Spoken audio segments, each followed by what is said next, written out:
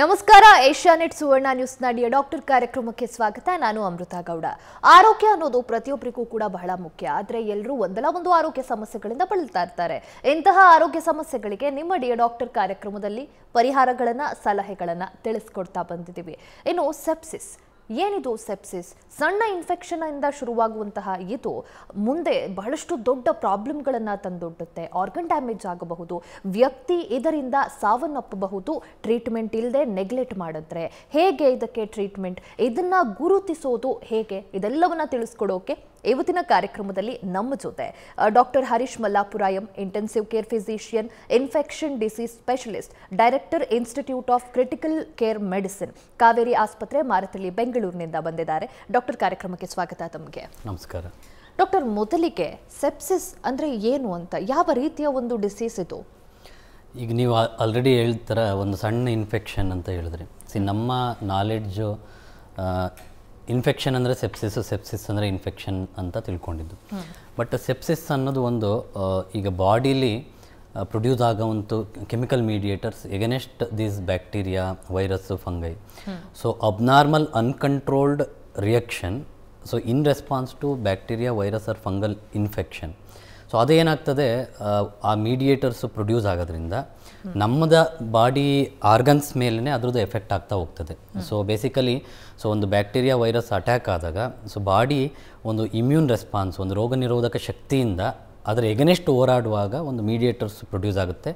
ಅದು ಬಂದುಬಿಟ್ಟು ತನ್ನದೇ ಆದ ಅಂಗ, ಕಿಡ್ನಿ ಆಗ್ಬೋದು, ಸೊ ಹಾರ್ಟ್ ಆಗ್ಬೋದು, ಲಿವರ್ ಆಗ್ಬೋದು, ಅದ್ರ ಮೇಲೆ ಪರಿಣಾಮ ಬೀರಿ ಸೊ ಓವರಾಲ್ ಇಂಪ್ಯಾಕ್ಟನ್ನು ನಾವು ಸೆಪ್ಸಿಸ್ ಅಂತ ಕರಿತೀವಿ. ಓಕೆ ಡಾಕ್ಟರ್, ಈ ಸೆಪ್ಸಿಸ್ ಅನ್ನ ಕಾಸ್ ಮಾಡೋದು ಏನು ಅಂತ, ಯಾವುದರಿಂದ ಈ ರೀತಿ ಸೆಪ್ಸಿಸ್ ಆಗಬಹುದು, ಇನ್ಫೆಕ್ಷನ್ ಶುರು ಆಗಬಹುದು? So as I already told, so sepsis bacteria, virus ಅಥವಾ ಫಂಗೈ, ಕೆಲವು ಟೈಮ್ ಪ್ಯಾರಾಸೈಟ್ಸ್ ಅಂತ ಇದ್ದಾವೆ. ಸೊ ಬೇಸಿಕಲಿ ನಮಗೆ ಈ ಸೆಪ್ಸಿಸ್ ಕಮ್ಯುನಿಟಿಯಿಂದ ಬರ್ಬೋದು. ಸೊ ಕೆಲವೊಂದು ಬ್ಯಾಕ್ಟೀರಿಯಾಗಳು ಸ್ಟೆಪ್ಟೋಕಾಕೈ, ಸ್ಟ್ಯಾಫಿಲೋಕಾಕಲ್ ಆರಿಯಸ್ ಅಂತೇಳಿ ಅದು ಕಮ್ಯುನಿಟಿಯಿಂದ ಕೂಡ ಬರ್ಬೋದು. ಕೆಲವೊಂದು bacteria so in and around health care system, so hospital ಅಲ್ಲಿ ಕೆಲವೊಂದು ಗ್ರಾಮ್ ನೆಗೆಟಿವ್ ಬ್ಯಾಕ್ಟೀರಿಯಾ ಅಂತ ಇರ್ತದೆ.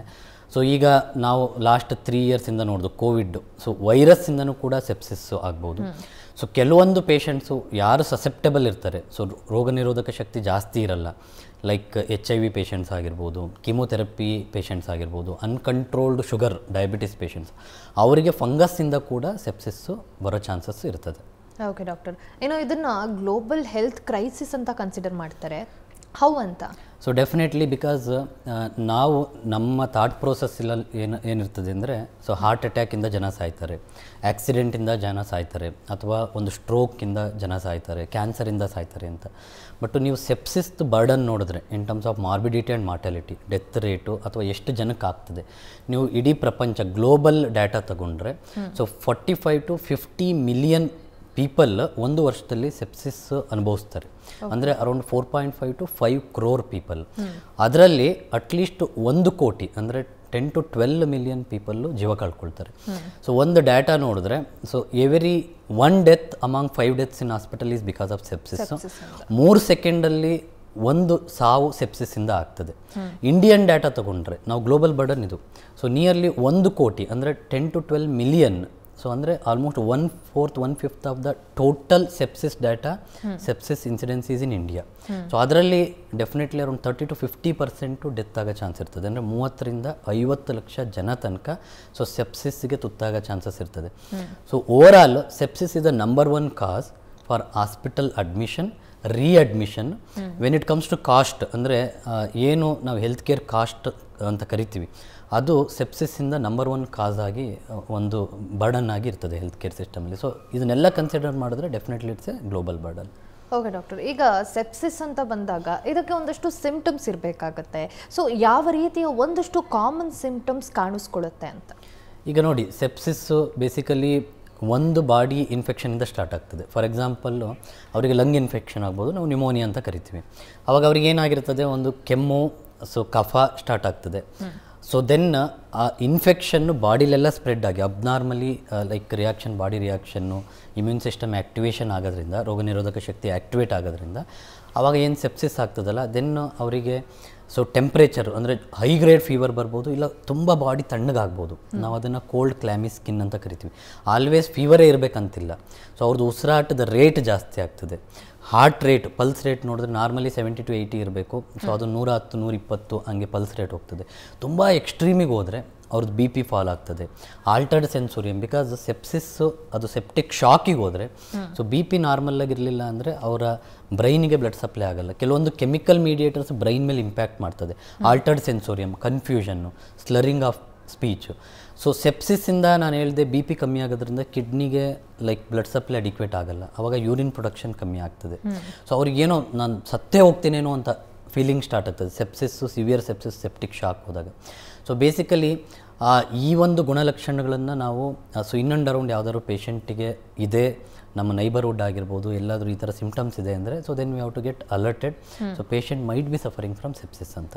ಓಕೆ ಡಾಕ್ಟರ್, ಈಗ ಸೆಪ್ಸಿಸ್ ಅಂತ ಬಂದಾಗ ಇದನ್ನು ಡಯಾಗ್ನೋಸ್ ಮಾಡೋ ಪ್ರೋಸೆಸ್ ಯಾವ ರೀತಿ ಇರುತ್ತೆ? ಈಗ ನಾವೇನು ಮಾಡ್ತೀವಿ, ಒಂದು ಸೋರ್ಸ್ ಐಡೆಂಟಿಫೈ ಮಾಡ್ತೀವಿ. ಓಕೆ, ಯಾವ ಆರ್ಗನ್ ಇನ್ವಾಲ್ವ್ ಆಗಿದೆ. ಇದು ಯೂರಿನ್ ರಿಲೇಟೆಡ್ ಸೆಪ್ಸಿಸ್ಸಾ, ಲೈಕ್ ಯೂರೋಸೆಪ್ಸಿಸ್ ಅಂತ ಕರಿತೀವಿ, ಅಥವಾ ಲಂಗ್ ರಿಲೇಟೆಡ್ ಇನ್ಫೆಕ್ಷನ್ನ, ನ್ಯೂಮೋನಿಯಾ ಆಗಿರ್ಬೋದು, ಅಥವಾ ಮೆನಿಂಜೈಟಿಸ್, ಬ್ರೈನ್ ರಿಲೇಟೆಡ್ ಇನ್ಫೆಕ್ಷನ್. ಕೆಲವೊಂದು ಅನ್ಕಂಟ್ರೋಲ್ಡ್ ಡಯಾಬಿಟಿಕ್ ಪೇಷಂಟ್ಸಲ್ಲಿ ಏನಾಗ್ತದೆ ಅಂದರೆ, ಸೊ ಅವರಿಗೆ ಒಂದು ಸ್ಕಿನ್ ಸಾಫ್ಟ್ ಟಿಶ್ಯೂ ಇನ್ಫೆಕ್ಷನ್, ಎಲ್ಲೋ ಒಂದು ಸಣ್ಣದಾಗಿ ಏಟ್ ಮಾಡ್ಕೊಂಡಿರ್ತಾರೆ, ಅಲ್ಲಿಂದ ಒಂದು ಇನ್ಫೆಕ್ಷನ್ ಸ್ಟಾರ್ಟ್ ಆಗ್ತದೆ. ಫಸ್ಟು ಸೋರ್ಸ್ ಆರ್ಗನ್ ಇನ್ವಾಲ್ವ್ಡು ಯಾವ ಆರ್ಗ್ಯಾನಿಸಮಿಂದ ಆಗಿದೆ, ಬ್ಯಾಕ್ಟೀರಿಯಾನೋ ವೈರಸ್ಸೋ ಅಂತೇಳಿ ನಮ್ಮ ಕ್ಲಿನಿಕಲ್ ನಾಲೆಡ್ಜ್ ಮೇಲೆ ಒಂದು ಥಾಟ್ ಪ್ರೊಸೆಸ್ ಇರ್ತದೆ. ದೆನ್ ಏನು ಮಾಡ್ತೀವಿ, ಕೆಲವೊಂದು ಬ್ಲಡ್ ಟೆಸ್ಟ್ ಮಾಡ್ತೀವಿ. ನಿಮಗೆ ಗೊತ್ತಿರ್ಬೋದು, ಬಿಳಿ ರಕ್ತ ಕಣಗಳು, WBC ಅಂತ ಕರಿತೀವಿ. ಅದು ಎಷ್ಟಿದೆ, 4000ದಿಂದ 12,000 ಒಳಗಿರಬೇಕು. 4000ದಿಂದ ಕೆಳಗೆ ಬಂದ್ರೂ ಸೆಪ್ಸಿಸ್ ಇರೋ ಚಾನ್ಸ್ ಇರುತ್ತೆ, 12,000 ಮೇಲೋದ್ರೂ. ಕೆಲವೊಂದು ಮಾರ್ಕರ್ಸ್ ಇರುತ್ತೆ, C reactive protein, procalcitonin. So along with that ನಾವೇನು ಮಾಡ್ತೀವಿ ಅಂದರೆ ಒಂದು ಕಲ್ಚರ್ ಅಂತ ಕಳಿಸ್ತೀವಿ. ಬ್ಲಡ್ ಕಲ್ಚರ್ ಅಂದರೆ ಆರ್ಗ್ಯಾನಿಸಮ್ ಬ್ಲಡ್ಡಲ್ಲಿ ಇದೆಯಾ. ಆಮೇಲೆ ಆ ವೂಂಡಿಂದ ಒಂದು ಪಸ್ ಇದ್ದರೆ ಪಸ್ಸನ್ನು ಕಳಿಸ್ತೀವಿ, ಕಫಾ ಟೆಸ್ಟಿಗೆ ಕಳಿಸ್ತೀವಿ. ಬ್ರೈನ್ ಆದರೆ ಒಂದು ಸೆರೆಬ್ರೋಸ್ಪೈನಲ್ ಫ್ಲೂಯಿಡ್ ಅಂತ ಕಳಿಸ್ತೀವಿ, ಯೂರಿನ್ ಟೆಸ್ಟಿಗೆ ಕಳಿಸ್ತೀವಿ.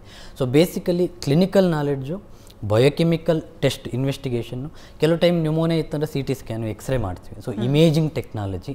ಸೊ ಇವೆಲ್ಲದನ್ನು ಕ್ಲಬ್ ಮಾಡಿ, ಸೊ ನಾವು ಒಂದು ಓಕೆ ಪೇಷಂಟ್ಗೆ ಸೆಪ್ಸಿಸ್ ಇದೆ, ಯಾವುದರಿಂದ ಸೆಪ್ಸಿಸ್ ಇದೆ ಅಂತ ಡಯಾಗ್ನೋಸ್ ಮಾಡಲಿಕ್ಕೆ ಹೆಲ್ಪ್ ಆಗ್ತದೆ. ಓಕೆ ಡಾಕ್ಟರ್, ನೀವು ಹೇಳ್ತಿದ್ರಿ ಸೆಪ್ಸಿಸ್ ಕ್ಯಾನ್ ಕಾಸ್ ಡೆತ್ ಅಂತ ಕೂಡ. ಸೊ ಈ ರೀತಿ ಸೆಪ್ಸಿಸ್ ಅಂತ ಬಂದಾಗ ಎಷ್ಟು ಸ್ಟೇಜಸ್ ಇದೆ ಇದರಲ್ಲಿ? ಅಂದರೆ ಬಿಗಿನಿಂಗಲ್ಲೇ ಇದನ್ನು ವಾಸಿ ಮಾಡಬಹುದಾ, ಅಥವಾ ಸ್ಟೇಜ್ 1, ಸ್ಟೇಜ್ 2, ಸ್ಟೇಜ್ 3 ಅಂತ ಏನಾದರೂ ಇದೆಯಾ ಇದರಲ್ಲಿ? ಯಾವ್ದು? ಈಗ ನಮ್ಮ ಲೈಕ್ ನಾಲೆಡ್ಜ್ ಪ್ರಕಾರ, ಸೊ ಆಲ್ಮೋಸ್ಟ್ 2 ಡಿಕೇಡಲ್ಲಿ ನಾವೇನು ಅಂದ್ಕೊಂಡು ಅಂದರೆ, ಸೊ ಫಸ್ಟ್ ಏನಾಗ್ತದೆ, ಸಮ್ ಇನ್ಫೆಕ್ಷನ್ ಇರ್ತದೆ, ಆಮೇಲೆ ಸೆಪ್ಸಿಸಿಗೆ ಕನ್ವರ್ಟ್ ಆಗ್ತದೆ. ಆ ಇನ್ಫೆಕ್ಷನ್ನು ಬಾಡಿಲೆಲ್ಲ ಸ್ಪ್ರೆಡ್ ಆದಾಗ ದೆನ್ ಸಿವಿಯರ್ ಸೆಪ್ಸಿಸ್ ಅನ್ನೋದು ನೆಕ್ಸ್ಟ್ ಸ್ಟೇಜ್. ಸಿವಿಯರ್ ಸೆಪ್ಸಿಸ್ ಅಂದರೆ ಒಂದು ಆರ್ಗನ್ ಡೌನ್ ಆಯಿತು. ಈಗ ಬಂದು ಜ್ವರ, ಕೆಮ್ಮು, ಶೀತ ಅಂತ ಇದ್ದವ್ರದ್ದು ಅವ್ರದ್ದು ಕಿಡ್ನಿ ಪ್ಯಾರಾಮೀಟರ್ಸ್ ಅಬ್ನಾರ್ಮಲ್ ಆಯಿತು, ಅಂದರೆ ಕ್ರಿಯಾಟಿನಿನ್ ಜಾಸ್ತಿ ಆಯಿತು ಸೆಪ್ಸಿಸಿಂದ. ಅದನ್ನು ನಾವು ಸಿವಿಯರ್ ಸೆಪ್ಸಿಸ್ ಅಂತ ಕರಿತೀವಿ. ಸಿವಿಯರ್ ಸೆಪ್ಸಿಸ್ಸು ಯಾವಾಗ ಅವ್ರದ್ದು ಬ್ಲಡ್ ಪ್ರೆಷರ್ ಲೋ ಆಯಿತು ಅಂದರೆ ಅದನ್ನು ನಾವು ಸೆಪ್ಟಿಕ್ ಶಾಕ್ ಅಂತ ಕರಿತೀವಿ. ಅದು ನೆಕ್ಸ್ಟ್ ಸ್ಟೇಜ್. ಸೊ ಸೆಪ್ಟಿಕ್ ಶಾಕನ್ನು ನಾವು ಟ್ರಬಲ್ ಶೂಟ್ ಮಾಡಲಿಲ್ಲ, ಸೊ ಅವರಿಗೆ ಅಪ್ರಾಪ್ರಿಯೇಟ್ ಟ್ರೀಟ್ಮೆಂಟ್ ಕೊಡಲಿಲ್ಲ ಅಂದರೆ ಮಲ್ಟಿ ಆರ್ಗನ್ ಡಿಸ್ಫಂಕ್ಷನ್ ಅಂತ ಕರಿತೀವಿ. So sepsis, severe sepsis, septic shock, multi organ dysfunction, ಅದನ್ನೂ ನಾವು ಟ್ಯಾಕಲ್ ಮಾಡಲಿಲ್ಲ ಅಂದರೆ ಲೈಕ್ ಡಯಾಲಿಸಿಸ್ ಬೇಕಾಗ್ಬೋದು, ಲಿವರ್ ಫೇಲ್ಯೂರ್ ಆದರೆ ಅದಕ್ಕೆ ಸಪೋರ್ಟ್ ಮಾಡಬೇಕು, ಅವ್ರದ್ದು ಪ್ಲೇಟ್ಲೆಟ್ ಕಮ್ಮಿ ಇರ್ಬೋದು, ಬ್ಲೀಡಿಂಗ್ ಚಾನ್ಸಸ್ ಇರ್ಬೋದು, ಬ್ಲಡ್ ಪ್ರಾಡಕ್ಟ್ಸ್ ಕೊಡಬೇಕಾಗ್ತದೆ, ಅಥವಾ ಅವ್ರದ್ದು ಉಸಿರಾಟ ಸರಿಯಿಲ್ಲ ಅಂದರೆ ಫಸ್ಟ್ ಆಕ್ಸಿಜನ್ ಹಾಕ್ತೀವಿ, ಇಲ್ಲಾಂದರೆ ವೆಂಟಿಲೇಟರ್ ಕನೆಕ್ಟ್ ಮಾಡ್ತೀವಿ. ಮಲ್ಟಿ ಆರ್ಗನ್ ಡಿಸ್ಫಂಕ್ಷನಲ್ಲಿ ಆರ್ಗನ್ ಸಪೋರ್ಟ್ ಮಾಡಲಿಲ್ಲ ಅಂದರೆ death. So these are the different stages in relation to severity. ಆ ಸಿವಿಯಾರಿಟಿ ಜಾಸ್ತಿ ಆದಂಗೂ ಕೂಡ ಡೆತ್ ರೇಟ್, ಮಾರ್ಟಾಲಿಟಿ ರೇಟು ಕೂಡ ಜಾಸ್ತಿ ಆಗ್ತಾ ಹೋಗ್ತದೆ. ಓಕೆ ಡಾಕ್ಟರ್, ಈಗ ಇನ್ಫೆಕ್ಷನ್ ಅಂತ ಬಂದಾಗ ಸೆಪ್ಸಿಸ್ಸೇ ಅದು ಅಂತ ತಿಳ್ಕೊಬಹುದಾ, ಅಥವಾ ಕಾಮನ್ ಇನ್ಫೆಕ್ಷನ್ ಕೂಡ ಬೇರೆ ಆಗಿರುತ್ತೆ, ಸೆಪ್ಸಿಸಿಗೆ ಅದು ಟರ್ನ್ ಆಗುತ್ತೆ ಅಂತ ಏನಾದರೂ ಡಿಫ್ರೆನ್ಸ್ ಇದೆಯಾ ಅಂತ? ಡೆಫಿನೆಟ್ಲಿ. ಈಗ ನಾನು ಹೇಳಿದ ಥರ ಆಲ್ರೆಡಿ ಅವರಿಗೆ ನೀವು ಒಂದು ಕಾಮನ್ನಾಗಿ ಕಾಳೋದು ಲೈಕ್ ಕೇಳಿರ್ಬೋದು, ಸೋರ್ ಥ್ರೋಟ್ ಆಗಿದೆ, ಅಪ್ಪರ್ ರೆಸ್ಪಿರೇಟರಿ ಟ್ರ್ಯಾಕ್ಟ್ ಇನ್ಫೆಕ್ಷನ್ ಆಗಿದೆ. ಸೊ ಅದು ಲೈಕ್ ಬ್ಲಡ್ಡಲ್ಲಿ ಎಲ್ಲೂ ಬಾಡಿಗೆ ಸ್ಪ್ರೆಡ್ ಆಗಿರಲ್ಲ, ಇಟ್ಸ್ ಅ ಲೋಕಲೈಸ್ಡ್ ಇನ್ಫೆಕ್ಷನ್. ಇಲ್ಲ ಒಂದು ಸ್ಕಿನ್ ಸಾಫ್ಟ್ ಟಿಶ್ಯೂ ಇನ್ಫೆಕ್ಷನ್, ಅವರಿಗೆ ಡಯಾಬಿಟಿಕ್ ಫೂಟ್ ಅಂತ ಕರಿತೀವಿ, ಆ ಥರ ಆಗಿರ್ಬೋದು. ಅದು ಲೋಕಲೈಸ್ಡ್ ಇನ್ಫೆಕ್ಷನ್ ಆಗಿರ್ತದೆ. ಅದನ್ನೇನೋ ಒಂದು ಡೆಬ್ರೈಟ್ ಮಾಡಿ ಅಲ್ಲಿಗೆ ಒಂದು ಆಯಿಂಟ್ಮೆಂಟ್ ಹಾಕಿ ಅದು ಟ್ರೀಟ್ಮೆಂಟ್ ಆದರೆ, ಗುಣ ಆದರೆ ಅದು ಅಲ್ಲಿಗೆ ನಿಲ್ತದೆ. ಬಟ್ ಅವ್ರಿಗೆ ಅಲ್ಲಿ ನಿಲ್ಲಿಲ್ಲ, ಸೊ ಅದು ಲೈಕ್ ರೆಸ್ಪಾಂಡ್ ಆಗ್ತಾ ಇಲ್ಲ, ಪದೇ ಪದೇ ಕೆಮ್ಮು ಜಾಸ್ತಿ ಆಗ್ತಾ ಇದೆ, ಕಫ ಜಾಸ್ತಿ ಆಗ್ತಾಯಿದೆ, ಹೈ ಗ್ರೇಡ್ ಫೀವರ್ ಬರ್ತಾ ಇದೆ. ಸೊ ಅದೆಂದರೆ ಆ ಸ್ಟೇಜಲ್ಲಿ ಅದು ಲೋಕಲೈಸ್ಡ್ ಇನ್ಫೆಕ್ಷನಿಂದ ಸೆಪ್ಸಿಸ್ಸಿಗೆ ಟರ್ನ್ ಆಗ್ತಾ ಇದೆ ಅಂತೇಳಿ. So infection is needed to diagnose, but all infections we can't tag it as a sepsis kind of this one. So ಅದನ್ನು ನಾವು ಡಿಫರೆನ್ಷಿಯೇಟ್ ಮಾಡಬೇಕಾಗ್ತದೆ. ಓಕೆ ಡಾಕ್ಟರ್, ನೋಡ್ತಾ ಇದ್ದೀರಲ್ಲ ವೀಕ್ಷಕರೇ, ಸೆಪ್ಸಿಸ್ ಅಂದರೆ ಏನು? ತುಂಬ ಜನಕ್ಕೆ ಈ ಸೆಪ್ಸಿಸ್ ಏನು ಅನ್ನೋದೇ ಗೊತ್ತಿರಲ್ಲ. ಬಟ್ ಸೆಪ್ಸಿಸ್ ಅಂದರೆ ಇನ್ಫೆಕ್ಷನ್ನಿಂದ ಶುರುವಾಗುವಂಥದ್ದು ಸೆಪ್ಸಿಸ್ಗೆ ಟರ್ನ್ ಆಗುತ್ತೆ. ಮಲ್ಟಿ ಆರ್ಗನ್ ಫೇಲ್ಯೂರ್ ಕೂಡ ಆಗುತ್ತೆ ಈ ಸೆಪ್ಸಿಸ್ ಅನ್ನೋದು ಹೆಚ್ಚಾದರೆ ಅನ್ನೋದನ್ನು ಡಾಕ್ಟರ್ ನಿಮಗೆ ತಿಳಿಸ್ಕೊಡ್ತಾ ಬಂದಿದ್ದಾರೆ. ಸೊ ನಿಮ್ಗೆ ಯಾರಿಗಾದರೂ ಈ ಬಗ್ಗೆ ಡೌಟ್ ಇದೆ, ಸೆಪ್ಸಿಸ್ ಬಗ್ಗೆ ತಿಳ್ಕೋಬೇಕು, ಇನ್ನು ನನಗೂ ಈ ಥರ ರಿಪೀಟೆಡ್ ಇನ್ಫೆಕ್ಷನ್ ಆಗ್ತಿದೆ, ನಂಗೆ ಗೊತ್ತಿಲ್ಲ ಏನಾಗ್ತಿದೆ ಅಂತ ಅಂದರೆ ಕರೆ ಮಾಡಿ, ಸ್ಕ್ರೀನ್ ಮೇಲೆ ನಂಬರ್ ಕಾಣ್ತಾ ಇದೆ, ಡಾಕ್ಟರ್ ಜೊತೆ ನೀವು ಮಾತಾಡಬಹುದು. ಎಸ್ ಡಾಕ್ಟರ್, ಈಗ ಈ ಒಂದು ಸೆಪ್ಸಿಸ್ ಅಂತ ಹೇಳ್ತಿದ್ದೀರಾ, ಅದು ತುಂಬ ಜನಕ್ಕೆ ಗೊತ್ತಾಗಲ್ಲ. ಯಾಕಂದರೆ ನಾರ್ಮಲ್ ಇನ್ಫೆಕ್ಷನ್ ಅಂತ ಅನ್ಕೋತಾರೆ, ಅದು ಸೆಪ್ಸಿಸಿಗೆ ಟರ್ನ್ ಆಗುತ್ತೆ ಅನ್ನೋ ವಿಚಾರ ಕೂಡ ಅವ್ರಿಗೆ ಗೊತ್ತಿರಲ್ಲ. ಸೊ ಇಫ್ ನೆಗ್ಲೆಕ್ಟೆಡ್ ಆಗುವಂತಹ ಒಂದಷ್ಟು ಅನಾಹುತಗಳು ಅಥವಾ ಬೇರೆ ಏನಾದರೂ ಮೆಡಿಕಲ್ ಡಿಸೀಸ್ ಬರೋ ಚಾನ್ಸಸ್ ಇರುತ್ತಾ ಅಂತ? ಸೊ ಈಗ ಏನಾಗ್ತದೆ, sepsis it self is N having A high mortality. ಅದನ್ನು ನಾವು ಇನ್ಫೆಕ್ಷನಿಂದ ಯಾವ ಪೇಷಂಟ್ ಸೆಪ್ಸಿಸ್ಸಿಗೆ ಮೂವ್ ಆಗ್ತಾ ಇದ್ದಾರೆ ಅಂತ ಐಡೆಂಟಿಫೈ ಮಾಡಬೇಕು. ನೀವು ಹೇಳಿದ ಥರ, ಸೊ ತುಂಬ ಜನಕ್ಕೆ ಸೆಪ್ಸಿಸ್ನ ವರ್ಡೇ ಕೇಳಿರಲ್ಲ. ಹೌದು. ಯಾಕೆ ಅಂದರೆ ಈಗ ಕಾಸ್ ಆಫ್ ಡೆತ್ ನಾವು ಒಂದು ಹಾಸ್ಪಿಟಲಲ್ಲಿ ಬರೆದಾಗ ಮುಂಚೆ ಎಲ್ಲ ಅಂದರೆ okay pneumonia, urinary tract infection ಅಥವಾ ಸ್ಕಿನ್ ಸಾಫ್ಟ್ ಟಿಶ್ಯೂ ಇನ್ಫೆಕ್ಷನ್ ಅಲ್ಲಿಗೆ ನಿಲ್ಲಿಸ್ತಿದ್ದು. ಆ ಸೆಪ್ಸಿಸ್ ಅನ್ನೋ ವರ್ಡನ್ನ ಯೂಸ್ ಮಾಡ್ತಿರಲಿಲ್ಲ. ಸೆಪ್ಸಿಸ್ ಅನ್ನೋದೇನು ಹೊಸ ಕಾಯಿಲೆ ಥರ ಅಲ್ಲ, ಇದು ಏಜಸ್ ಇಂದ ಇದೆ. ಬಟ್ ಅದು ಗೊತ್ತಿರಲಿಲ್ಲ, ಅಂದ್ರೆ ಆ ಟರ್ಮಿನಾಲಜಿನ ಉಪಯೋಗಿಸ್ತಿರಲಿಲ್ಲ. ಈಗ ಆ ಟರ್ಮಿನಾಲಜಿ ಯೂಸ್ ಮಾಡಿ ನಾವು ಎಷ್ಟು ಬರ್ಡನ್ ಇದೆ, ಅದ್ರದ್ದು ಏನು ಇಂಪ್ಯಾಕ್ಟ್ ಅಂತ ನೋಡ್ತಾ ಇದೀವಿ. ಸೊ ನೀವು ಕೇಳಿದ ಥರ ಲೈಕ್ ಇದ್ರ ಬರ್ಡನ್ ಅಂದರೆ ಅಲ್ಟಿಮೇಟ್ಲಿ ಡೆತ್. ಸೊ ಸಪೋಸು ನೀವು ಸೆಪ್ಸಿಸನ್ನು ಐಡೆಂಟಿಫೈ ಮಾಡಿ ಟ್ರೀಟ್ ಮಾಡಿದ್ರು ಕೂಡ ಯಾರು ಸರ್ವೈವ್ ಆಗ್ತಾರೆ, ಆಯಿತು ನಾವು ಟ್ರೀಟ್ ಮಾಡಿ ಒಂದು 15 ದಿನ 20 ದಿನ ಐ ಸಿ ಯುಲಿ ಇಟ್ಕೊಂಡು ಆಮೇಲೆ ವಾರ್ಡಿಗೆ ಶಿಫ್ಟ್ ಮಾಡಿ ಆಮೇಲೆ ಟ್ರೀಟ್ ಮಾಡಿ ಡಿಸ್ಚಾರ್ಜ್ ಮಾಡಿದ್ರು ಕೂಡ it is having a long term sequel. ಅದನ್ನು ನಾವೇನಂತ ಕರಿತೀವಿ, post sepsis syndrome or disease ಅಂತ ಕರಿತೀವಿ. ಅವಾಗ ಏನಾಗ್ತದೆ ಅವರಿಗೆ, ಸೊ ಬೇಸಿಕಲಿ ಅವ್ರ ಮನೆಗೆ ಹೋದರೂ ಕೂಡ ಸಮ್ ವೀಕ್ನೆಸ್ ಇರ್ತದೆ, ಮಸಲ್ ವೀಕ್ನೆಸ್ಸು, ಅಥವಾ ಅವರಿಗೆ ನಿದ್ದೆ ಸರಿ ಬರದೇ ಇರೋ ಚಾನ್ಸಸ್ಸು, ಮೆಮೊರಿ ಪ್ರಾಬ್ಲಮ್ಮು, ನೆನಪು ಉಳಿಯಲ್ಲ, ಆ್ಯಂಗ್ಸೈಟಿ, ನೈಟ್ ಮೇರ್ಸು, ಏನೋ ಒಂದು ಕನಸು ಬೀಳೋದು, ಕಾನ್ಸಂಟ್ರೇಟ್ ಮಾಡೋಕ್ಕಾಗಲ್ಲ. ಮಕ್ಕಳಿಗಾದರೆ ಲರ್ನಿಂಗ್ ಡಿಸ್ಯಾಬಿಲಿಟೀಸು. ಸೊ ನಾವು ಇದನ್ನು like long term sequel of sepsis. So ಇದು ಹಾಸ್ಪಿಟಲಲ್ಲಿ ಇದ್ಬಿಟ್ಟು ಗುಣ ಆದ ತಕ್ಷಣ ಅಲ್ಲಿಗೆ ಎಂಡ್ ಆಯ್ತಂತಿಲ್ಲ. ಸೊ ಅವರ functional capacity physically and physiologically also can impact. ಅದು ಅವ್ರಿಗೆ ಮಾಡೋಂಥ ಕೆಲಸದ ಮೇಲೆ ಇಂಪ್ಯಾಕ್ಟ್ ಆಗ್ಬೋದು ಸರ್ವೈವರ್ಸಲ್ಲಿ. ಸೊ ಹಂಗಾಗಿ ಒಂದು burden of cost, so extreme scenario death ಆಗ್ಬೋದು, ಇಲ್ಲ ಉಳ್ಕೊಂಡ್ರು ಕೂಡ ಈ ಥರ ಒಂದು ಪೋಸ್ಟ್ ಸೆಪ್ಸಿಸ್ ಸಿಂಡ್ರೋಮ್ಗೆ ಸೊ ಅವರು ಒಳಪಟ್ಟಾಗ so it's having a long term sequel. Okay doctor, ಈ ಬಗ್ಗೆ ಮತ್ತಷ್ಟು ಡಿಸ್ಕಸ್ ಮಾಡೋಣ, ಅದಕ್ಕೂ ಮುಂಚೆ ಒಂದು ವಿರಾಮ ತಗೊಂಡು ಬರೋಣ. ನೋಡಿದ್ರಲ್ಲ ವೀಕ್ಷಕರೇ, ಸೆಪ್ಸಿಸ್ ಬಗ್ಗೆ ಡಾಕ್ಟರ್ ತಿಳಿಸ್ಕೊಡ್ತಾ ಇದ್ದಾರೆ. ಒಂದು ಇನ್ಫೆಕ್ಷನ್ ಎಷ್ಟರ ಮಟ್ಟಿಗೆ ಮಾರಣಾಂತಿಕವಾಗಿರುತ್ತೆ ಸೆಪ್ಸಿಸ್ ಆಗಿ ಟರ್ನ್ ಆದರೆ ಅನ್ನೋದನ್ನ ಡಾಕ್ಟರ್ ಹೇಳ್ತಾ ಹೋಗ್ತಾ ಇದ್ದಾರೆ. ಸೊ ನಿಮ್ಮಲ್ಲೂ ಯಾರಾದರೂ ಈ ರೀತಿ ತೊಂದರೆಗೆ ಒಳಗಾಗಿದ್ರೆ, ಅದ್ರ ಬಗ್ಗೆ ತಿಳ್ಕೋಬೇಕು ಏನು ಅಂತ ಇದ್ರೆ, ಸ್ಕ್ರೀನ್ ಮೇಲೆ ನಂಬರ್ ಕಾಣ್ತಾ ಇದೆ, ಕರೆ ಮಾಡಿ ಡಾಕ್ಟರ್ ಜೊತೆ ನಮ್ಮ ಕಾರ್ಯಕ್ರಮದಲ್ಲಿ ಮಾತಾಡಬಹುದು. ಅದಕ್ಕೂ ಮುಂಚೆ ಒಂದು ಪುಟ್ಟ ವಿರಾಮ ತಗೊಂಡು ಬರೋಣ.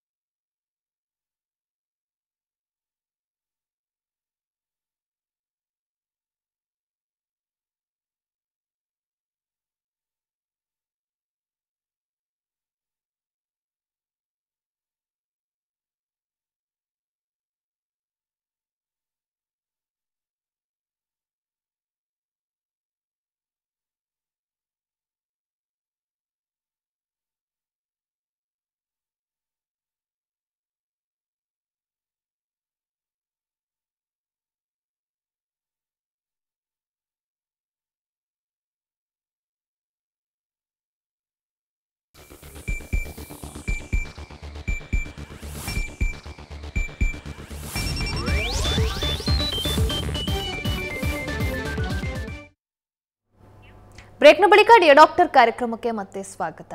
ಈಗಾಗಲೇ ವೀಕ್ಷಕರೇ ಡಾಕ್ಟರ್ ಸಾಕಷ್ಟು ಮಾಹಿತಿಯನ್ನು ತಿಳಿಸ್ಕೊಡ್ತಾ ಇದ್ದಾರೆ. ಸೆಪ್ಸಿಸ್ ಅಂದರೆ ಒಂದು ಇನ್ಫೆಕ್ಷನ್, ಸಾಧಾರಣ ಹುಣ್ಣಿಂದ ಆ ಒಂದು ಪಸ್ ಏನಿರುತ್ತೆ ಅದು ಸ್ಪ್ರೆಡ್ ಆಗ್ತಾ ಹೋದರೆ ಅದೇ ಸೆಪ್ಸಿಸ್ನ ಸ್ಟೇಜಸ್ ಅನ್ನೋದನ್ನು ಕೂಡ ಡಾಕ್ಟರ್ ಹೇಳ್ತಾ ಹೋಗ್ತಾ ಇದ್ದಾರೆ. ಅದು ಸ್ಪ್ರೆಡ್ ಆಗಿ ಬೇರೆ ಆರ್ಗನ್ಸ್ಗೆ ಹೋಗಿ ಈ ಸೆಪ್ಸಿಸ್ಗೆ ಕಾರಣವಾಗುತ್ತೆ. ಸೊ ಈ ಬಗ್ಗೆ ಮತ್ತಷ್ಟು ಡೀಟೇಲ್ಸನ್ನು ಡಾಕ್ಟರಿಂದನೇ ತಿಳ್ಕೊಳ್ಳೋಣ. ಡಾಕ್ಟರ್, ಈಗ ಸೆಪ್ಸಿಸ್ ಅಂತ ಬಂದಾಗ ಹೂ ಈಸ್ ಮೋರ್ ಸಸೆಪ್ಟಿಬಲ್ ಅಂತ ಈ ಸೆಪ್ಸಿಸ್ ಒಳಗಾಗಿರ್ತಾರೆ ಅನ್ನೋದು? ಈಗ ಒಂದು ಯಾರಲ್ಲಿ ಇಮ್ಯುನಿಟಿ ಇರಲ್ಲ, ಸೊ ಇಮ್ಯುನೋ ಕಾಂಪ್ರಮೈಸ್ಡ್ ಅಂತ ಕರಿತೀವಿ. ಲೈಕ್ ಅವರು ಕ್ರೋನಿಕ್ ಡಯಾಬಿಟಿಸ್ ಆಗಿರ್ಬೋದು, ಅವ್ರದ್ದು HbA1c ಅಂತ ಏನು ಕರಿತೀವಿ ಅದು 9, 10, 12, ಸೊ ಅನ್ಕಂಟ್ರೋಲ್ ಡಯಾಬಿಟಿಸು, ಅಥವಾ ಆಲ್ರೆಡಿ ಅವ್ರಿಗೆ ಮಲ್ಟಿಪಲ್ ಕೋಮಾರ್ಬಿಡಿಟೀಸ್ ಇರ್ತದೆ. ಅಂದರೆ ಅವರು ಡಯಾಬಿಟಿಕ್ಕು, ಹೈಪರ್ಟೆನ್ಸಿವ್, ಒಂದು ಲಂಗ್ ಪ್ರಾಬ್ಲಮ್ ಇರ್ತದೆ, ಕ್ರೋನಿಕ್ ಕಿಡ್ನಿ ಡಿಸೀಸ್ ಇರ್ತದೆ, ಅಥವಾ extremes of age, so less than 1 year ಮತ್ತು more than 60 year more susceptible. HIV AIDS ಪೇಷಂಟ್ಗಳು, ಸೊ ಟ್ರಾನ್ಸ್ಪ್ಲಾಂಟೇಷನ್ ಆಗಿರ್ತದೆ, ಕೆಲವರಿಗೆ ಪೋಸ್ಟ್ ಲಿವರ್ ಟ್ರಾನ್ಸ್ಪ್ಲಾಂಟೇಷನ್ ಆಗಿರ್ಬೋದು, ಬೋನ್ ಮ್ಯಾರೋ ಟ್ರಾನ್ಸ್ಪ್ಲಾಂಟೇಷನ್ ಆಗಿರ್ಬೋದು, ಈಗ ನಾವು ಬ್ಲಡ್ ಕ್ಯಾನ್ಸರ್, ಲುಕೀಮಿಯಾ ಅಂತ ಕರಿತೀವಿ, ಅವರಲ್ಲಿ ರೋಗ ನಿರೋಧಕ ಶಕ್ತಿನೇ ಇರಲ್ಲ. ಸೊ ಅಂಥವರು more susceptible for having this sepsis. ಅವರಿಗೆ ಒಂದು ಸಣ್ಣ ಇನ್ಫೆಕ್ಷನ್ನು, ಮೇ ಬಿ ಶೀತ, ಕೆಮ್ಮು, ಜ್ವರ ಜಸ್ಟ್ ಸ್ಟಾರ್ಟ್ ಆಗಿರ್ಬೋದು, it may rapidly progress to sepsis because they are more prone. ಅವರಲ್ಲಿ ರೋಗ ನಿರೋಧಕ ಇಮ್ಯುನಿಟಿ ಅಷ್ಟು ಇರಲಿಕ್ಕಿರಲ್ಲ. ಸೊ ಹಂಗಾಗಿ they can have a sepsis more commonly. Okay doctor, general ಆಗಿ ಇದು ಎಲ್ಲಿಂದ ಶುರು ಆಗಬಹುದು ಅಂತ ಡಾಕ್ಟರ್ ಸೆಪ್ಸಿಸ್ಸು? ಈಗ ನಾನು ಆಗಲೇ ತಿಳಿಸ್ಕೊಟ್ಟಂಗೆ, ಒಂದು ಈಗ ಶೀತ, ಕೆಮ್ಮು, ಜ್ವರ, ಸೊ ಆಮೇಲೆ ಅಲ್ಲಿಂದ ಅದು ನ್ಯೂಮೋನಿಯಾ ಆಗ್ತದೆ. ಸೊ ನ್ಯೂಮೋನಿಯಾ ಟ್ರೀಟ್ ಆಗಲಿಲ್ಲ ಟೈಮ್ಲಿ ಮ್ಯಾನರಲ್ಲಿ ಅಂದರೆ ಅದು ಸೆಪ್ಸಿಸ್ ಆಗ್ಬೋದು. ಇಲ್ಲ, ಸೊ ಅನ್ಕಂಟ್ರೋಲ್ಡ್ ಶುಗರ್ ಇರ್ತದೆ, ಅವ್ರೇನೋ ಕೆಲಸ ಮಾಡುವಾಗ ಏನೋ ಒಂದು ಕಾಲಿಗೆ ಒಂದು ಗಾಯ ಆಗ್ತದೆ. ಸೊ ಆ ಗಾಯ ಆಗಿದ್ದು ಶುಗರ್ ಕಂಟ್ರೋಲ್ ಇದ್ದರೆ, ಸೊ ನಾವು ಮಿನಿಮಲ್ ಆ್ಯಂಟಿಬಯೋಟಿಕ್ಕಲ್ಲಿ ಅದು ಕ್ಯೂರ್ ಆಗ್ತದೆ.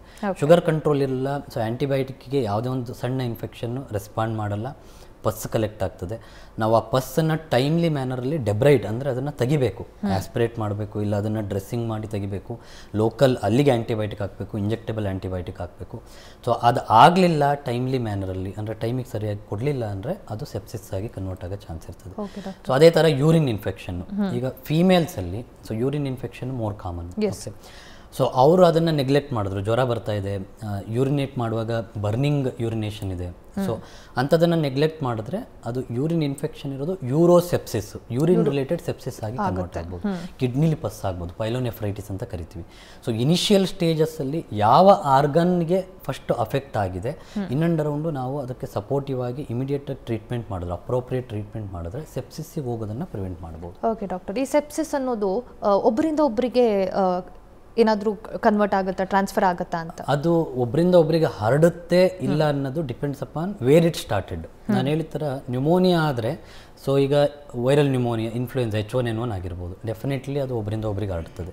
ಸೊ ಅಥವಾ ಬ್ಯಾಕ್ಟೀರಿಯಲ್ ನ್ಯೂಮೋನಿಯಾ ಕೂಡ, ಸೊ ಅವರು ಕೆಮ್ಮಿದಾಗ, ಸೊ ಡ್ರಾಪ್ಲೆಟ್ ಆಗಿರ್ಬೋದು, ಇಲ್ಲ ಕಫ ಟಚ್ ಮಾಡಿ ಬೇರೆಯವರು ಇನ್ನೊಬ್ಬರು ಅವ್ರು ಇನ್ ಆ್ಯಂಡ್ ಅರೌಂಡ್ ಏರ್ವೇ ಅಥವಾ ಬಾಯಿ ಮೂಗತ್ರ ಇಟ್ಕೊಳ್ಳೋದ್ರಿಂದ, ಸರಿನಾ, ಇಲ್ಲ airborne spread. So pneumonia definitely spread infection from one person to other person.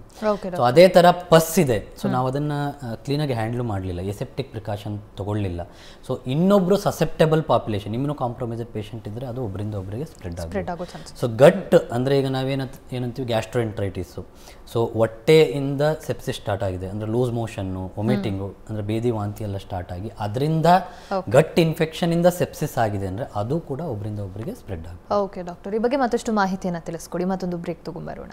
Dear doctor ಕಾರ್ಯಕ್ರಮ ಮುಂದುವರಿಯುತ್ತೆ ಮತ್ತೊಂದು ಪುಟ್ಟ ವಿರಾಮದ ಬಳಿಕ.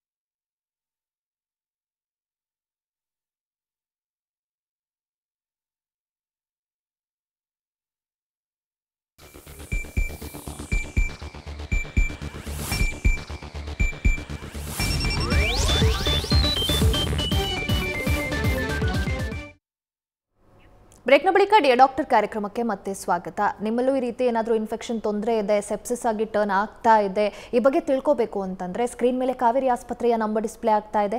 ಕರೆ ಮಾಡಿ ಡಾಕ್ಟರ್ ಅಪಾಯಿಂಟ್ಮೆಂಟ್ ತಗೊಳ್ಳಿ, ನೇರವಾಗಿ ಡಾಕ್ಟರ್ನ ಭೇಟಿ ಮಾಡಿ ನಿಮ್ಮ ಸಮಸ್ಯೆ ಬಗ್ಗೆ ಮತ್ತಷ್ಟು ಮಾಹಿತಿಯನ್ನು ತಿಳ್ಕೊಬೋದು.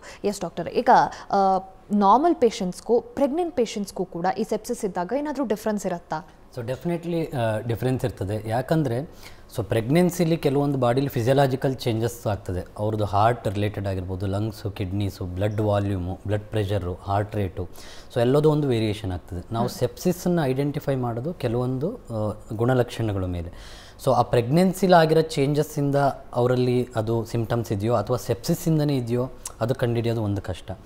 ಆಮೇಲೆ ಪ್ರೆಗ್ನೆನ್ಸಿಲಿ ಒಂದು ಹಾರ್ಮೋನಲ್ ಚೇಂಜಸ್ ಆಗೋದ್ರಿಂದ ಅವರು ಕೂಡ ಸೆಪ್ಸಿಸ್ಸಿಂದ ಬೇಗನೆ ಡಿಟೋರಿಯೇಟ್ ಆಗೋ ಚಾನ್ಸ್ ಇರ್ತದೆ. ಸೊ ಅಲಾಂಗ್ ವಿತ್ ದಟ್ ಇನ್ನೊಂದೇನೆಂದರೆ, ಈಗ ಸೆಪ್ಸಿಸ್ ಅಂತ ಐಡೆಂಟಿಫೈ ಮಾಡಿದ್ರೂ ಕೂಡ ಕೆಲವೊಂದು ಇಂಜೆಕ್ಷನ್ನು, ಹೈಯರ್ ಆ್ಯಂಟಿಬಯೋಟಿಕ್ಸು, ಓಕೆ, ಕೆಲವೊಂದು ಆ್ಯಂಟಿವೈರಲ್ಸು ಇದನ್ನು ಅವ್ರಿಗೆ ಕೊಡ್ಲಿಕ್ಕೆ ಬರಲ್ಲ. ಯಾಕೆಂದರೆ ಅಲ್ಲಿ ನಾವು ಪ್ರೆಗ್ನೆನ್ಸಿಲಿ ಒಂದು ಮದರು, ಇನ್ನೊಂದು ಬೇಬಿ, ಸೊ ಎರಡನ್ನೂ ಒಂದು ಟಾರ್ಗೆಟ್ ಮಾಡಿ ಟ್ರೀಟ್ಮೆಂಟ್ ಕೊಡಬೇಕಾಗ್ತದೆ. ಸೊ ನಾವು ಏನೇ ಒಂದು ಔಷಧಿ ಕೊಟ್ಟರು ಅದು ಪ್ಲಾಸೆಂಟಾ ಮೂಲಕ ಬೇಬಿಗೆ ರೀಚ್ ಆಗ್ತದೆ. ಅದರಿಂದ ಒಂದು ಟೆರಟೋಜೆನಿಸಿಟಿ ಆಗ್ಬೋದು, ಅಂದರೆ ಆ ಮಗು ಹುಟ್ಟುದು ಮತ್ತು ಅದರ ಬೆಳವಣಿಗೆ ಮೇಲೆ ಪರಿಣಾಮ ಬೀರ್ಬೋದು. ಸೊ ಅದನ್ನು ನಾವು ಓವರಾಲ್ ಪ್ರೆಗ್ನೆನ್ಸಿ ಇನ್ಫೆಕ್ಷನ್ನ ನಾವೇನಂತ ಕರಿತೀವಿ, ಪ್ಯೂರ್ಪ್ಯೂರಿಯಲ್ ಸೆಪ್ಸಿಸ್ ಅಂತ ಕರಿತೀವಿ. ಓಕೆ, ಸೊ ಅವರು ಪ್ರೆಗ್ನೆಂಟ್ ಆಗಿದ್ದಾಗ ಆಗಿರ್ಬೋದು, ಚೈಲ್ಡ್ ಬರ್ತ್ ಆದಾಗ ಅಥವಾ ಚೈಲ್ಡ್ ಬರ್ತ್ ಆಗಿ ಅಪ್ ಟು 6 ವೀಕ್ಸ್ ತನಕನೂ ಆ ಇನ್ಫೆಕ್ಷನನ್ನು ಪ್ಯೂರ್ಪ್ಯೂರಿಯಲ್ ಸೆಪ್ಸಿಸ್ ಅಂತ ಕರಿತೀವಿ. It is a very huge burden in Indian scenario. So safe childbirth practice ಇಲ್ಲ, ಸೊ ಎಸೆಪ್ಟಿಕ್ ಪ್ರಿಕಾಷನ್ಸ್ ತೊಗೊಳ್ಳಿಲ್ಲ, ಪ್ಲಾಸೆಂಟಾ ರಿಟೈನ್ ಆಯಿತು ಒಳಗಡೆ, so or pregnancy related urinary tract infection ಆಗ್ಬೋದು, ಅಥವಾ ಕೋರಿಯೋಆಮ್ನೈಟಿಸ್ ಅಂತ ಇದೆ ಅದರಿಂದ ಆಗ್ಬೋದು, ವೂಂಡ್ ಇನ್ಫೆಕ್ಷನ್ ಆಗ್ಬೋದು. All these things are the reason for pregnancy and sepsis. So definitely that entity is more risk prone, so in terms of morbidity and mortality. Okay doctor, ಇನ್ನು ಈಗ ಟ್ರೀಟ್ಮೆಂಟ್ ಆಪ್ಷನ್ಸ್ ಅಂತ ಬಂದರೆ ಸೆಪ್ಸಿಸ್ಗೆ ಇರುವಂತಹ treatment ಆಪ್ಷನ್ಗಳು ಯಾವ್ದು? ಒಂದು ಏನಂದರೆ, ನಾವು ಬೇಗ ಐಡೆಂಟಿಫೈ ಮಾಡಿ ಅವ್ರನ್ನ ಅಪ್ರೋಪ್ರಿಯೇಟಾಗಿ ರೆಫರ್ ಮಾಡಬೇಕು. ಬಿಕಾಸ್ ಸೆಪ್ಸಿಸಲ್ಲಿ 1 ಗಂಟೆ ಡಿಲೇ ಆಯಿತು ಟ್ರೀಟ್ಮೆಂಟ್ ಇನಿಷಿಯೇಟ್ ಮಾಡಲಿಕ್ಕೆ ಅಂದರೆ 8ರಿಂದ 10% ಅವ್ರದ್ದು ಡೆತ್ ರೇಟ್, ಮಾರ್ಟಾಲಿಟಿ ಇನ್ಕ್ರೀಸ್ ಆಗುತ್ತೆ 1 ಅವರ್ ಡಿಲೇ ಆದರೂ ಕೂಡ. ಸೊ ಹಂಗಾಗಿ ಇದು ಪೇಷಂಟು ಸೆಪ್ಸಿಸ್ ಇದೆಯೋ ಇಲ್ಲೋ ಅಂತ ಗೊತ್ತಾಯಿತು, ಇಲ್ಲ ಕನ್ಫ್ಯೂಷನ್ ಇದೆ, ಸೊ ಇದು ಏನಂತ ಗೊತ್ತಾಗ್ತಾ ಇಲ್ಲ, ಹಾರ್ಟ್ ರೇಟ್ ಜಾಸ್ತಿ ಇದೆ, ಹೈ ಗ್ರೇಡ್ ಫೀವರ್ ಇದೆ, ಸೊ ಸರಿ ಮಾತಾಡ್ತಾ ಇಲ್ಲ, ಯೂರಿನ್ ಔಟ್ಪುಟ್ ಕಮ್ಮಿ ಆಗ್ತಾ ಇದೆ, ಅಥವಾ ಲೈಕ್ ಟೆಂಪ್ರೇಚರ್ ಎಲ್ಲ ತುಂಬ ಕಮ್ಮಿ ಆಗ್ತಾಯಿದೆ, ಮಾಟ್ಲಿಂಗ್ ಅಂತ ಕರಿತೀವಿ. ಸೊ ಇಮಿಡಿಯೇಟ್ ರೆಫರ್ ಮಾಡಬೇಕು, ದಟ್ ಈಸ್ ಫಸ್ಟ್ ಥಿಂಗ್. ಇಲ್ಲ ನಮ್ಮ ಡೆತ್ ರೇಟ್ ಇನ್ಕ್ರೀಸ್ ಆಗ್ತಾ ಹೋಗ್ತದೆ. ಸೊ ಅದ್ರ ಜೊತೆ ನಾವು ಟ್ರೀಟ್ಮೆಂಟ್ ಅಂದರೆ ಫಸ್ಟ್ ನಾನು ಹೇಳಿದೆ, ಅದು ಸೋರ್ಸ್ ಎಲ್ಲಿಂದ, ಸೊ ನ್ಯೂಮೋನಿಯಾನ ಸೊ ಆ್ಯಂಟಿಬಯೋಟಿಕ್ ಕೊಡಬೇಕು, ಅದನ್ನು ಸರ್ಜರಿಗೆ ತೊಗೊಂಡು ಸೋರ್ಸ್ ಕಂಟ್ರೋಲ್ ಮಾಡಬೇಕು, ಎಲ್ಲಿಂದ ಆರಿಜಿನ್ ಆಗಿದೆ, ಅಪ್ರಾಪ್ರಿಯೇಟ್ ಹೈಯರ್ ಆ್ಯಂಟಿಬಯೋಟಿಕ್ ಕೊಡಬೇಕು. ಅವ್ರದ್ದು BP ಲೋ ಇರ್ತದೆ, IV ಫ್ಲೂಯಿಡ್ ಕೊಡಬೇಕು ನಾವು ಅವರಿಗೆ. ಸೊ ಅದು ಲೈಕ್ BP ಮೇಲೆ ಬರಲಿಲ್ಲ, ಸೊ ಫ್ಲೂಯಿಡಲ್ಲೂ ಕೂಡ ಕೆಲವೊಂದು ಮೆಡಿಸಿನ್ನ ಸ್ಟಾರ್ಟ್ ಮಾಡಿ BP ಮೇಂಟೈನ್ ಮಾಡಬೇಕು. BP ಮೇಂಟೈನ್ ಆಗಲಿಲ್ಲ ಅಂದರೆ ಅದರ ಇಂಪ್ಯಾಕ್ಟು ಎಲ್ಲ ಆರ್ಗನ್ಸ್ ಮೇಲೂ ಬೀಳೋಗ್ತದೆ. ಯಾಕೆಂದರೆ ಬ್ಲಡ್ ಸಪ್ಲೈ ಸರಿಗಾಗಲ್ಲ, ಕಿಡ್ನಿ ಹೋಗ್ತದೆ, ಅವಾಗ ಯೂರಿನ್ ಔಟ್ಪುಟ್ ಕಮ್ಮಿ ಆಗ್ತದೆ, ಡಯಾಲಿಸಿಸ್ ಬೇಕಾಗ್ತದೆ. So multi organ support with monitoring, heart rate, BP, temperature, ಉಸಿರಾಟ, ಆಕ್ಸಿಜನ್ ಸ್ಯಾಚುರೇಷನ್. ಈಗ ಸ್ಯಾಚುರೇಷನ್ ಕಮ್ಮಿ ಆಯಿತು ಅಂದರೆ ವೆಂಟಿಲೇಟರ್ ಬೇಕು ಅವರಿಗೆ. So all these therapies we need to do for a sepsis, severe sepsis, septic shock. Okay doctor, ಇನ್ನು ಇದನ್ನು prevent ಮಾಡೋದು ಹೇಗೆ, ಆ್ಯಂಡ್ ಯಾವಾಗ ಒಬ್ಬ ಪೇಷಂಟ್ ಒಂದು ಟೆರ್ಷರಿ ಕೇರ್ ಹಾಸ್ಪಿಟಲ್ಸ್ನ ರೀಚ್ ಆಗಬೇಕಾಗತ್ತೆ? ಈಗ ಪ್ರಿವೆಂಟಿವ್ ಆಸ್ಪೆಕ್ಟ್ಸ್ ಫಾರ್ ಸೆಪ್ಸಿಸ್ ಅಂದರೆ ಕೆಲವೊಂದು ವ್ಯಾಕ್ಸಿನೇಷನ್, ಇಮ್ಯುನೈಸೇಷನ್, ಅಂದರೆ ಈಗ ಸಸೆಪ್ಟೆಬಲ್ ಇಮ್ಯುನೋ ಕಾಂಪ್ರಮೈಸ್ಡ್ ಪೇಷಂಟ್ಸ್ ಏನಿರ್ತದೆ, ವಯಸ್ಸಾದವ್ರು ಇರ್ಬೋದು, ಅಥವಾ ಅವರು ಕ್ರೋನಿಕ್ ಡಯಾಬಿಟಿಕ್ ಆಗಿರ್ತಾರೆ, COPD ಪೇಷಂಟ್ಸ್ ಆಗಿರ್ತಾರೆ, ಅವರು ಒಂದು ನ್ಯೂಮೋಕಾಕಲ್ಲು, ಸೊ ಫ್ಲೂ ಶಾಟ್ ಅಂತ ಕರಿತೀವಿ, ಇನ್ಫ್ಲೂಯೆನ್ಸಾ ವ್ಯಾಕ್ಸಿನ್ಸು ಇದನ್ನೆಲ್ಲ ಹಾಕ್ಕೋಬೇಕಾಗ್ತದೆ. Sugar control is very very important. Smoking, alcohol ಬಿಡಬೇಕು. ಸೊ ಸ್ಮೋಕಿಂಗಿಂದ more prone for pneumonia and all. So good nutrition, so moderate exercise, okay. So safe hand hygiene very very important. ನಾವು ಕೋವಿಡಲ್ಲಿ ನೋಡ್ದು already.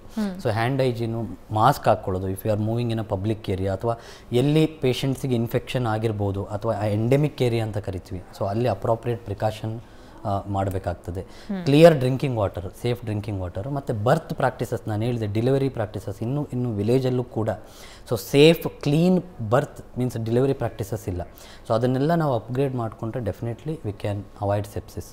So ಅವರು any of the warning signs, high grade fever ಇದೆ, 48 hours ಆದರೂ control ಆಗ್ತಾ ಇಲ್ಲ, urine output ಕಮ್ಮಿ ಆಗ್ತಾ ಇದೆ, ಅಬ್ನಾರ್ಮಲ್ ಬಿಹೇವಿಯರು, ಸ್ಲರಿಂಗ್ ಸ್ಪೀಚ್ ಇದೆ. ಸೊ ಅಥವಾ ಉಸಿರಾಟದ ತೊಂದರೆ. ನಾರ್ಮಲಿ ನಾವು 18ರಿಂದ 20 ಸಾರಿ ಉಸಿರಾಡ್ತೀವಿ, ಅದು 30-35 ಸಾರಿ 1 ನಿಮಿಷದಲ್ಲಿ ಆಗ್ತಾ ಇದೆ. ಹಾರ್ಟ್ ರೇಟು 100 ಮೇಲೆ ಹೋಗ್ತಾ ಇದೆ. ಮನೆಯಲ್ಲೇ ಬಿ ಪಿ ಮಾನಿಟರ್ ಇಟ್ಕೊಂಡು ಬಿ ಪಿ ಲೈಕ್ 100, 120, 90 ಕೆಳಗಡೆ ಬರ್ತಾ ಇದೆ ಅಂದರೆ ಡೆಫಿನೆಟ್ಲಿ ಇಮಿಡಿಯೇಟ್ಲಿ ಅವರು ಒಂದು ಟೆರ್ಷರಿ ಕೇರ್ ಸೆಂಟರ್ನ ರೀಚ್ ಆಗಿ so they need to get a good treatment in a timely manner. Okay doctor, ಸಾಕಷ್ಟು ಜನಕ್ಕೆ ಈ ಸೆಪ್ಸಿಸ್ ಅಂದರೆ ಏನು ಅಂತಲೇ ಗೊತ್ತಿರಲಿಲ್ಲ. ಒಂದು ಇನ್ಫೆಕ್ಷನ್ ಯಾವ ರೀತಿ ಸೆಪ್ಸಿಸ್ ಆಗಿ ಲೀಡ್ ಆಗುತ್ತೆ, ಯಾವೆಲ್ಲ ರೀತಿಯ ತೊಂದರೆಗಳನ್ನು ನೀಡುತ್ತೆ, ಮತ್ತು ಅದಕ್ಕೆ ಟ್ರೀಟ್ಮೆಂಟ್ ಆಪ್ಷನ್ ಏನೇನಿದೆ ಎಲ್ಲವನ್ನ ಇವತ್ತಿನ ಕಾರ್ಯಕ್ರಮದಲ್ಲಿ ನಮ್ಮ ಜೊತೆ ತಿಳಿಸ್ಕೊಟ್ರಿ. Thank you so much for joining us today. ಧನ್ಯವಾದ. Thank you.